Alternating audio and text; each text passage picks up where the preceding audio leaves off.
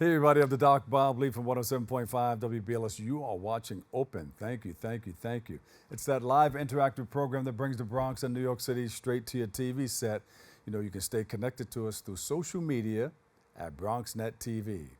Leading things off, we are fortunate to be joined by so many talented artists on Open, but we also took time to honor the artists of yesteryear.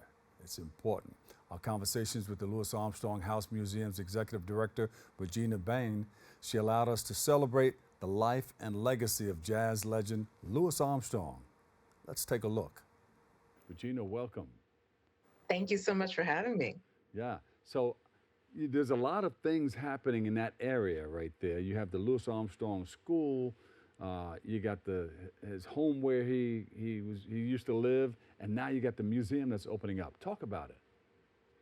So, Louis, of course, hopefully folks know Louis Armstrong. Yes. He was born in New Orleans, but he lived in New York for 30 years with his wife, Lucille, on 107th Street in Corona, Queens. He was a hit trumpet maker, voice maker, and most people know him from What a Wonderful World, but he had hit songs for Oh five yeah. decades. Oh yeah. Hello, Mega Dolly. mega star. But he lived for 30 years in New York, and some people don't know that they can come to his home, take a guided tour. And Lucille is actually the person who made sure that we have this legacy and the legacy of so many other things in Queens that are named after Louis Armstrong. She helped to make that to be after Louis Yeah. passed in 71. Any correlation between Benny King, BB King, and the guitar Lucille, and naming his instrument Lucille? Did they know each other? No, no connection there. But I think Lucille was, you know how names they evolve Yeah. over time, and there are some names that become popular. Lucille was a A popular name popular at name. that Yeah. Yeah. Yeah. That's good. So when are we opening up?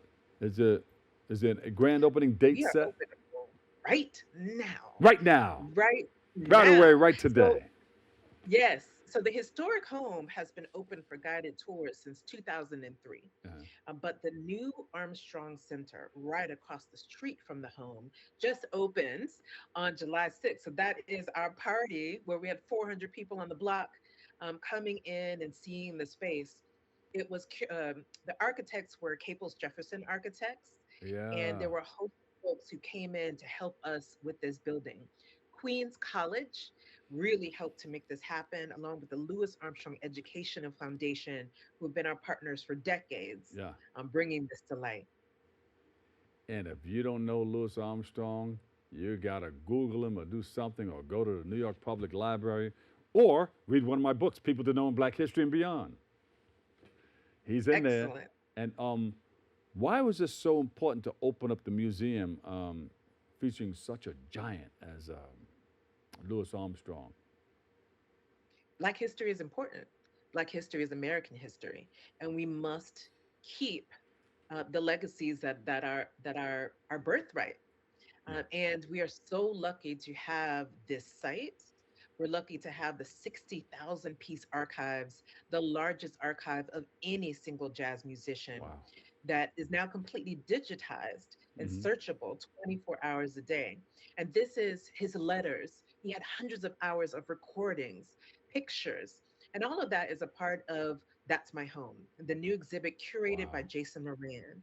And so you're seeing that exhibit there. It has archival materials, so different selections from the 60,000 piece archives that create a story that Yeah. people can check out. And they have the kiosks there where you can listen to some of the music. Most definitely. So people can pick up a speaker and put it to their ear and hear the stories, hear some of the work, the videos that we have in our Mhm. archives, and they can learn more about the music. Of course, they can always go to our website, lewisarmstronghouse.org, and learn more Yeah. about Louis Armstrong and get tickets because it's a ticketed experience.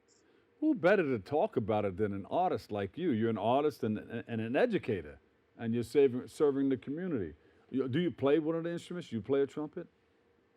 So I am not a musician. I actually was an actress. So I went to the Yale School of Drama and studied theater. I have a deep dedication and respect for art Yes. and what art does for people's lives. what music, what theater, what all forms of art do for humanity, for all of us. Yeah. And I'm an educator. My mother was a teacher, my grandmother was a teacher. So I was looking for something Mm. that brought art and education together, and that is the Louis Armstrong House Museum. There you go. Woo. So, some of the other things that you didn't talk about, what are some of the other things that we can expect when we step into the museum? So, of course, for our museum, we want to preserve and share the legacy. So that's the guided tours, that's the archives. But we also want to live the Armstrong values, values of artistic excellence, of education, and of community. So artistic excellence means contemporary artists who come and do research in our archives and create new works. Yeah. I see in that clip that we had, we saw Assemblyman Jeff Aubrey there. What did he have to say? Yes, He's very instrumental in our community. yes. And hopefully you all can hear me. Can you hear me well? Yeah, I can hear you. Okay, I perfect. hear some other people speaking. You hear that? Yes, I do. Yeah. I do. Okay, All right. that I think that cleared it up. That cleared it up. But We yes, just had to speak this, about it, right? We had to talk about yes, it. yes. Like, If you what's hear going something or on? Okay, say, okay, if we're you clear. hear We're something clear. or see something, say something. We're clear. So, Assemblyman Aubrey Yes. is amazing and has been working to make this museum happen for decades. There was a Queens College newsletter from 1999, and it said the Louis Armstrong Educational Foundation has purchased a lot across the street from the historic house, and on it will be built what we have now. It took 24 years, 24 years of dedication from our community and community members like Assemblymember Aubrey to make it happen. And so he was there at the ceremony, and we were so pleased to have him. Yeah. When is the museum open? Is it going to be open 24 hours a day? No, probably not. But what's the times that it will be open? Thursday through Saturday, 11 to 4 for guided tours, when you can book the tickets online at louisarmstronghouse.org. But on other days, we're open for group tours. Hmm. So if you'd like to bring your classroom, if you'd like to bring your senior center, other groups, you can book on other days. You just go online and fill out the form, and we'll figure that out for you. What are people driven to when they step into the museum? Because what's the main attraction that people want to see or hear most? they're they're driven to the atmosphere. They just want to be in the midst of of greatness of what this man Mm. represented. They're driven to the trumpet. The King George V gave of England gave a trumpet to Louis Armstrong, and that is on display. They're driven to the Grammy from Hello Dolly, and then if they take the guided tour into the historic house, no one has lived in that house since the Armstrongs. All the furnishings, the The wallpaper, the original. art is theirs. Yeah. And so it feels like you just stepped through time back for when they were living there. And you can, as a part of our experience, we have archival audio. So you can Yeah. hear Louis and Lucille talking as if they were in the room. Yeah. Because he recorded himself and he recorded and Lucille talking, sometimes fighting. He recorded all of that, and it's a part of our archives, and it's a part That's of the real. historic house experience. Yeah. He was also an actor, too. Speak about that. He was in a number He of was in films. over 35 motion pictures. He was the first African American to have featured billing in a Hollywood film. He was one of the first artists to have in his contract that he would not play in a place where he could not stay.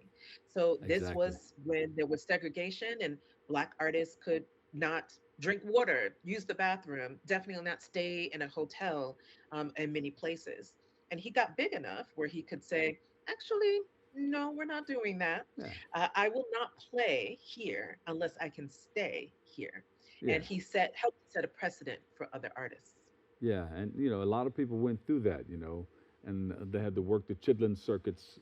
That's what they called it back then, and stay like undercover. And you couldn't eat at certain places, couldn't drink the water. And it was just Mhm, terrible. But I'm glad he mhm. stood up and said, you know what? If I can't stay here, I can't play here. That's a beautiful He thing is was one of the recognized for that. first. Yeah. I mean, he was born in 1901. This is in the reverberations of slavery. This is before the civil rights movement. He's breaking barriers and being one of the first to open the doors. And so we're so thankful for He him would be for about doing. 122 years old right about now. Something like And that. you He know, was he born had in two 1901. birthdays. Do the math. 1901. He had two birthdays. While he was alive, he believed that his birthday was July 4th. But after his death, a birth certificate was found that said August 4th. And so we celebrate both of his birthdays at the Louis Armstrong Yeah. House Museum. Why not Yeah. celebrate as Why many not? birthdays as we Why can? not? We do that with concerts. We have lots of concerts throughout the year in Yeah. our garden. And now in the new Armstrong Center, there's a 75-seat performance venue. And so if folks sign up on our newsletter, when they go to our website, they'll learn about the performances. We just had Catherine Russell, jazz legend vocalist. Jason Moran is going to be performing in the new jazz room on September 23rd. On July 29th, we have some trumpet players who are going to be performing. And if you have a young person in your life between ages 8 and 12, and they want to learn to play the trumpet, What? sign up on our newsletter on our website, and you can get classes for free. Look at that's beautiful. And I like that they have a new jazz room where artists can come in and perform. Are those hours listed? Are they scheduled where people So, can see? so the season is not out yet. Because we just opened, we're gathering our season together. Yeah. So, and when folks sign up to the newsletter, they'll see that there.